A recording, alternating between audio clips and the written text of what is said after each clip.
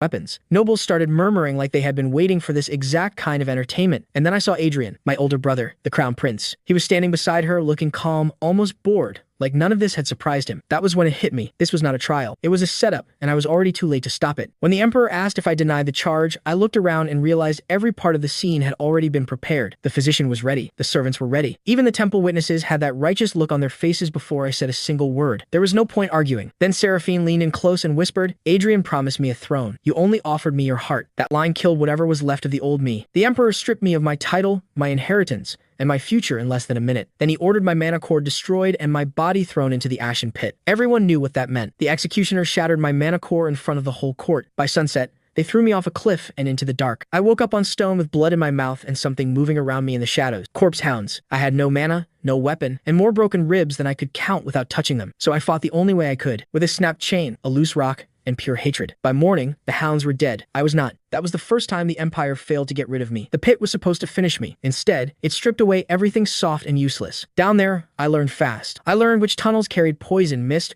which glowing roots you could eat, and which ones would kill you slowly. I learned how to sleep with one eye open and one hand wrapped around something sharp. Eventually, I found a skeleton in scholar's robes, slumped in front of an iron door covered in symbols older than the Empire itself. I only touched the ring on its hand because I had already run out of better ideas. The cavern lit up. A voice spoke inside my head. Bloodline confirmed. Authority returned to surviving heir. The door opened. Behind it was an underground archive hidden beneath the mountain, full of things the Empire had clearly tried to erase. Weapons, beast records, old texts, seals that still hum with power. And that was where I learned something worse than the betrayal at my wedding. My bloodline had been buried on purpose. Before I had time to understand what that meant, the archive began some kind of inheritance trial and rebuilt the ruins of my mana center into something new. A ruined core. It felt like somebody had replaced part of my chest with a second heart made of fire and broken glass. The archive forced knowledge into me after that. Beast paths, poison arts, battle sense, and one ability I understood immediately was dangerous. Fate Archive. It let me glimpse key moments before they happened and spot the weak point in a fight before the other person knew they had one. The price was simple. Every deep use burned part of my lifespan. I accepted that faster than I should have. After what had happened,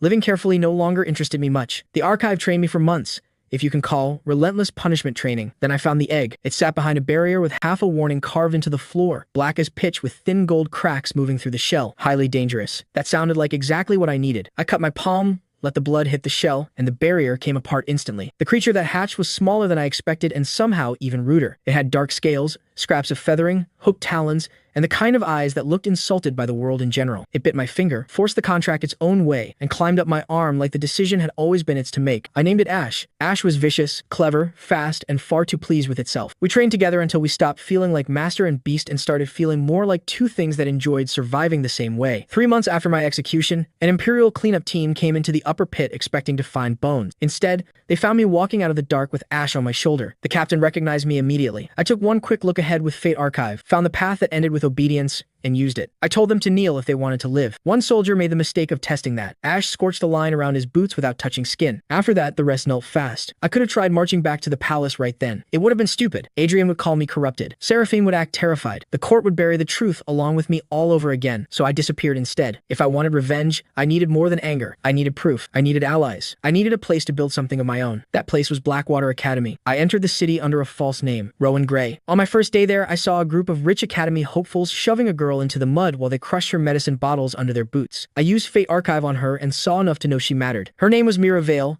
and one day important people were going to depend on her. One of the boys asked if I had a problem. I told him yes, and the biggest one was that he was still talking. His beast lunged first. Ash dropped it so quickly the crowd barely had time to react. Then I made the boy pick every herb out of the dirt. That was how Mira met me. That night I went underground and found Dorian Flint in a beast arena, getting cheated in front of a crowd that thought pain was funny when it happened to the poor. Fate Archive showed me what he could become, a commander, the kind armies remember. So I stepped in, let Ash embarrass the arena champion, handed Dorian part of the winnings, and told him to find me if he was tired of losing under Fool. By morning, both Mira and Dorian were outside my door. That was the start of my faction. Not built on bloodline or status. Built on people the Empire had underestimated. Blackwater noticed me quickly after that. The entrance assessment pillar nearly broke trying to read me, and once Ash showed himself in a ring of dark fire, everyone in the academy started paying attention. That brought Lucian Voss to my doorstep, because men like Lucian always think public humiliation is something that only happens to other people. He challenged me. Ash dismantled his beasts so badly, the crowd treated it like a lesson. After that, Blackwater stopped seeing Rowan Gray as just another stray. I became a problem, a visible one. That helped. So did the ruins beneath the academy. They connected to the same hidden network as the archive under the Ashen Pit. And down there I met Director Varys,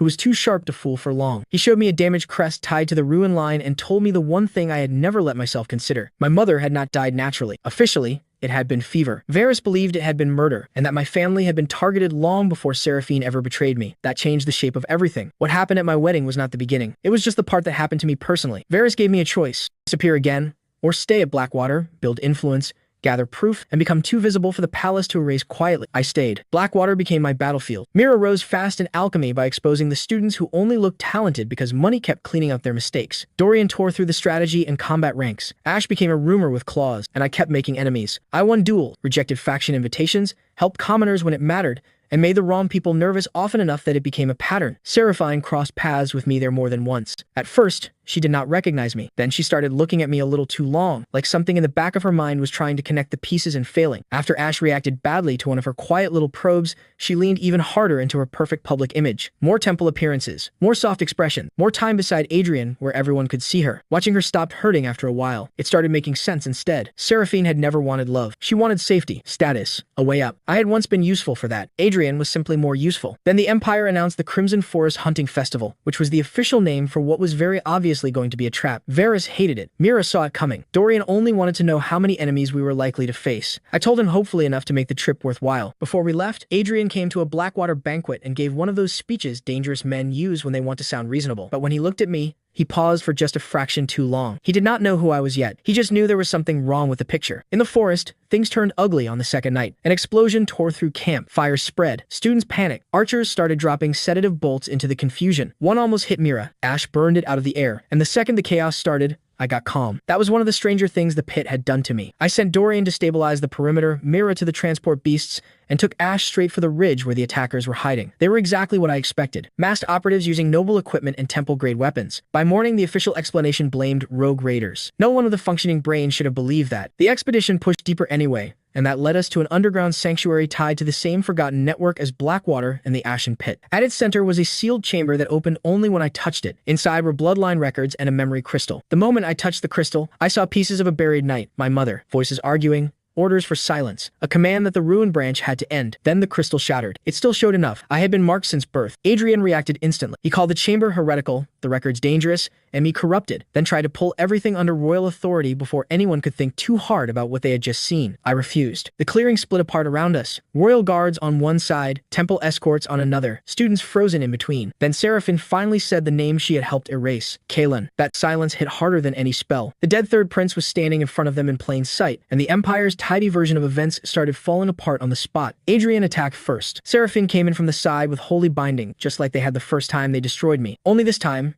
I knew what their attack pattern looked like. I used the sanctuary entrance to narrow the angle, set a ruin array beneath the roots, and sent Ash through the blind spot Fate Archive showed me. Adrian's strike went offline. Seraphine's chains broke. The whole clearing turned into a battlefield. Dorian locked down a guard captain. Mira turned support compounds into chaos. Ash hit Seraphine hard enough that everyone watching got to see her lose control. Then Adrian and I finally met head-on. He had royal resources, polished technique, and years of being treated like the future of the Empire. I had the pit, the ruin core, forbidden training, Fate Archive, and Ash. And I had something else too. I had already lived through the part that was supposed to break me. When Seraphine tried to interfere again, I caught her wrist in the middle of her spell. The look on her face was worth every scar. All that practice purity vanished. She just looked shocked. She demanded to know how I was still alive. I told her the pit had already contained enough monsters. Then I threw her back where everyone could see it. That mattered more than people think. Power has to look weak in public before anyone stops worshipping it in private. The fight only ended when the sanctuary started destabilizing and Varys arrived with a suppression array strong enough to force both sides to stop. Nobody walked away with a clean victory. But the Empire lost something better than a duel. It lost control of the story. Too many people had seen too much. Rowan Gray and Kaelin were the same person. The dead prince was alive. Seraphine had lied. Adrian wanted the records buried before anyone could read them. After that, everything moved fast. Adrian ran back to the capital under the excuse of emergency review. Seraphine hid behind temple walls. Rumors spread faster than the palace could stamp them out. Commoners started calling me Ghost Prince. Nobles hated the name, which is probably one of the reasons I liked it. Back at Blackwater, the academy no longer felt like school. It felt like the edge of war. Mira brought word that Seraphine had disappeared from public view. Dorian said no good quietly considering the loyalty. Varys moved witnesses before the palace could silence them. I stood above the courtyard with Ash on my shoulder, looking for the capital. The next morning, the capital had already done always its best. It first, according to the official version, the Crimson Forest master had called heretics, and the corrupted imposter hiding inside Blackwater Academy. Adrian, naturally, looking crazy for things getting worse, gives him a quick, clean, and official enough that plenty French people accepted without asking questions. Blackwater not. Too many students have heard Seraphine say my name. Too many guards in Adrian had run out of the manager. Too many people survived sword death was leaving behind. Rumors spread faster than we did. Daniel was like, I was dead for prince. Both prince, Adrian, Dorian somehow failed to keep them. Both were wrong. That's why I'm quick. When I relation, more control completely. Men hate more than hating. I was saying that courtyard, actual children were found during two souls, and times the news bad useful. The Seraphine is a false story. She said, woman, you're black, direct, sexual, real quick. I was really for the capital. I don't think that the prince. Okay, move here. I really Adrian from false I would be for that. Actually, the four person were actually in the man works. I'm the all the power piece of the power piece. Not verse. I'm sure one is when they're fact is when they're more than this. Oh, yeah, very possible. These have this. Can I ask you about that? Still think